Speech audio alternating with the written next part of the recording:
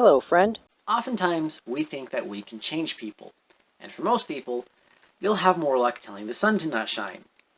And we think we can change people's hearts, their desires, what they want to do through incentive. We can disincentivize certain behaviors, thus causing them to want to do something else.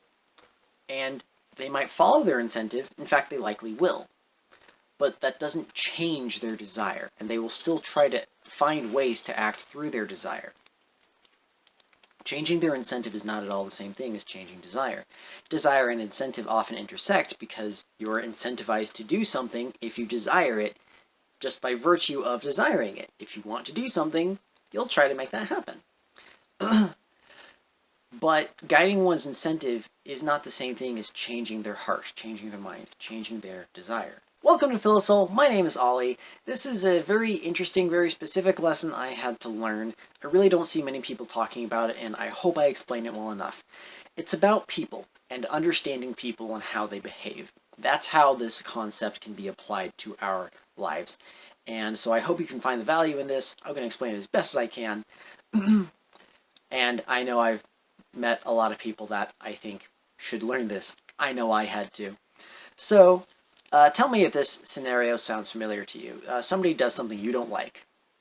Now, I think we've all experienced that. Somebody does something you don't like, and it might actually be a bad thing. They're actually being quite irresponsible, harmful to themselves, to you, to somebody else, whatever. They really shouldn't be doing this. And so we want to disincentivize them. And maybe by getting them in trouble, right? We tell their boss, whatever it is, or we want to argue with them, or somehow give them what for. And they'll feel bad, and they'll see the error of their ways, and they'll want to do better in the future, and then the Dark Lord Sauron return to Middle-earth. Or else he might as well have, because it's about as much of a fairy tale. Even if this person is disincentivized, and even if they do change their actions, that does not necessarily mean that they will want to change. Their desire, their heart, may not change. Why is this important to recognize? Well, bear with me a little while longer. Imagine this incredibly common scenario. You know somebody who's doing something irresponsible, they're hurting somebody, whatever it is. This is because they're following their desire, even if their desire is selfish. They feel incentivized to follow their desire, and there is no counter-incentive. There is no disincentive, so they do it. We think that this person should be reprimanded or somehow incentivized, influenced to change their action, that they should be disincentivized from doing this. For example, lazy coworker. Boss tells them that they'll be fired if they don't pick up the slack. There's the disincentive for being lazy.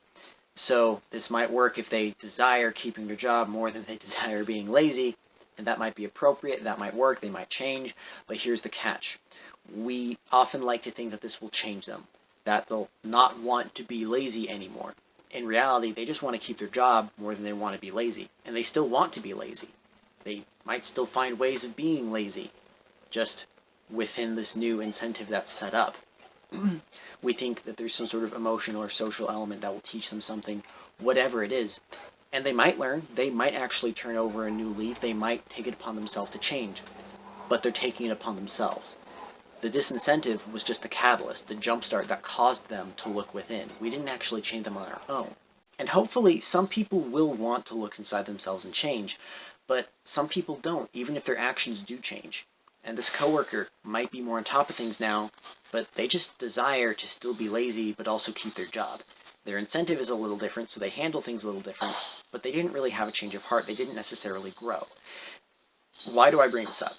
Well, Philosol isn't really about condemnation and judgment and debate, and I don't want to just use this as a platform to slam people in my past who frustrated me.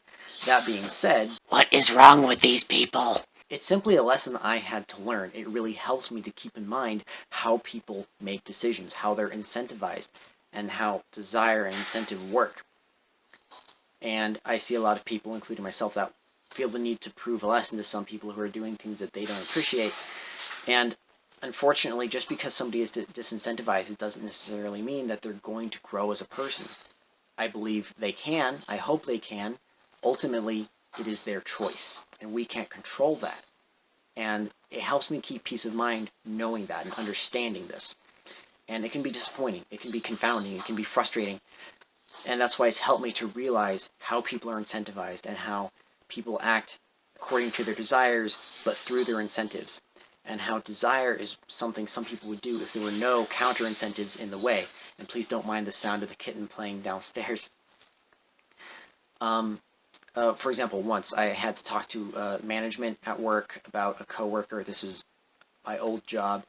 Coworker who was doing something inappropriate.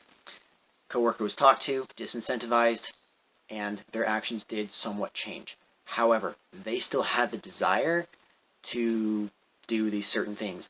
This coworker got more mad at me and started doing worse things to me. They started being dishonest and stuff. It didn't really change them. And it's actually those exact experiences that inspired my videos, Hold On to Your Emotions, and Here, Have Some Hope. And basically, keeping this in mind has given me peace of mind. It's given me perspective and an understanding of how people work, and helped me even read people and understand how they might react to things. I think this is really powerful. In fact, it's even helped me not be so emotionally invested in other people's decisions, even if those decisions affect me. I think this is really valuable, and I really hope that you think so too. I really hope you got something out of this that you can apply to your life, your relationships. I wish you the best. Thank you so much for watching, and until next time, much love.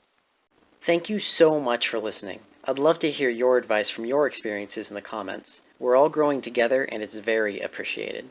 You can click subscribe and then the bell icon to be notified every time I post a video. I post every Friday.